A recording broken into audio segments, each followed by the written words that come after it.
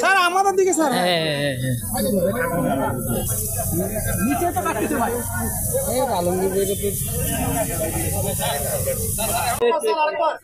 একটু একটু স্যার কৃষকরা আগে যেখানে ধরেন আমাদের সংখ্যা ছিল 7.5 কোটি, সেই সময় আমাদের কিন্তু কৃষি জমির সংখ্যা ছিল আরো বেশি, কিন্তু এখন প্রায় 18 কোটি লোক, কিন্তু কৃষি জমির সংখ্যা অনেক কমে গেছে। তারপরে কিন্তু এই আমাদের উন্নত ধান এবং কৃষকদের কঠোর পরিশ্রম এবং আমাদের সায়েন্সের যে বিজ্ঞানীরা তাদেরও কঠোর পরিশ্রমের ফলে কিন্তু আজকে এই আমাদের উৎপাদন এত, এবং আমরা মোটামুটি গত বছর আমাদের ইম্পোর্ট করতে হয় নাই, গত বন্যায় জন্য আমাদের কিছু ইম্পোর্ট করতে হয়, হয়তো এইবার যে ভালো প্রোডাকশন হয়েছে আল্লাহ দিলে আমাদের হয়তো ইম্পোর্ট করতে হবে।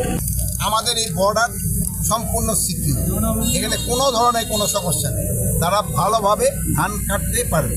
আর বরেন্দ্র ডিজি সাহেব আমি বলবো কৃষকদের এই যে পানির বিল যেন আরও কমায় আনন্দ দেয়, যেন তাদের উৎপাদন খরচ যেন কমানো যায়, এই জন্য অনেক ব্যবস্থা করতে হবে। আর পুকুরে যারা চাকরি করে আর এই দুর্নীতিটা কমাইতে হবে।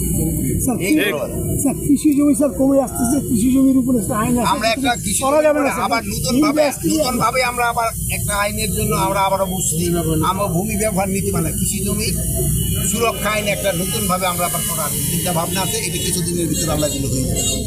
কৃষি জমির ভাটা যেন না চলে, এই জন্য আমরা নতুন ভাবে আবার চিন্তা ভাবনা করছি।